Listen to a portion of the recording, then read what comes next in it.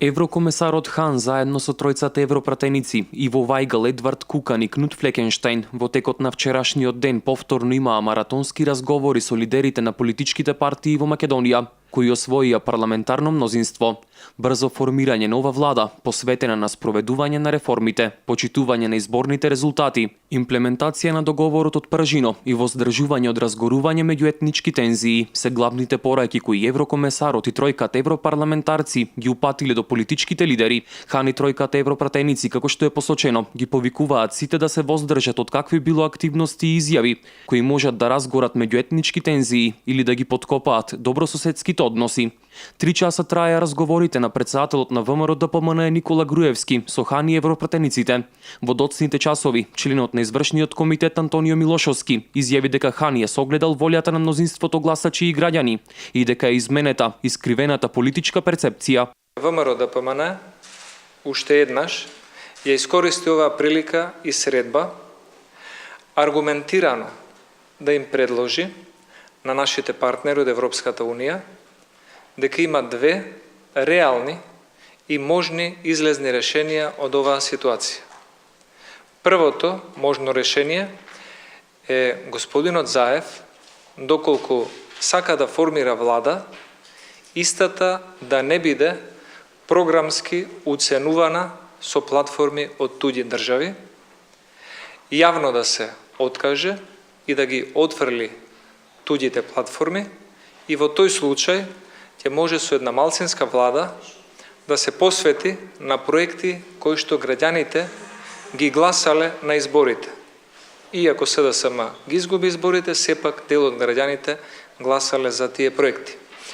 И второто можно решение е организирање на заеднички парламентарни и локални избори, кои што би се случиле во следните неколку месеци. Лидерот на СДСМ Зоран Заев по средбата со Хан истакна надеж дека до крајот на седмицава ќе се избере претседател на собранието, што би требало да придонесе во скорешното формирање на владиниот кабинет. Се договоривме дека процесите мора да бидат обрзани. Секој ден изгубен за Македонија е изгубен за сите граѓани и за европските перспективи на Република Македонија. Секако, образувањето на процесите не значи дека треба да престанеме да бидеме внимателни за сите овие провокации што се случуваат од другата страна, но едно јасно, мора да побрзаме. Ние остануваме на нашето внимателно насочување на демократските процеси во државата. Веќе е презентирана програмата на идната влада и очекуваме да овој процес заврши овде. Преку смирените тонови меѓу ВМРО-ДПМН и СДСМ ќе профункционираат и институциите, вели лидерот на интегративците Али Ахмети, кој повика на умереност во државата за да се избегне меѓуетничка криза. Комисионерот Хан и тројцата европратеници изразија заинтересираност, огромна заинтересираност околу сите случувања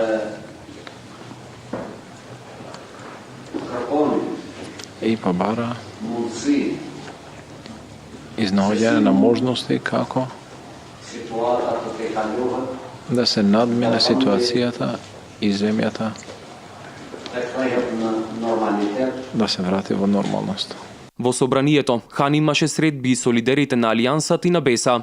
И Села и Касами беа единствени во ставот дека кризата мора да се реши по институционален пат. Пред партиските интереси ги ставивме државните интереси. Вие знаете дека платформата на движењето БЕСА е редефинирање на државата. Во моментот во длабоката криза во која се наоѓаме, ние сакаме да придонесеме да излеземе од кризава и да дојдеме во помирни води за да почнеме една широка дебата за платформата која ние ја понудиме на граѓаните на Македонија. Не сме излезени од кризата, продолжува истата криза, добива повеќе замав, за жал, и мислам дека заедно се согласивме дека единствена можност за да се излезе од оваа криза е институционалниот пат, а не патот на институциите. Иако претходно средба со Хан побараа и од граѓанската иницијатива за заедничка Македонија, а претседателот Иванов терминот за средбата со Хан им го отстапи токму ним, сепак еврокомесарот не оствари средба со нив поради како што беше наведено исполнетиот политички распоред.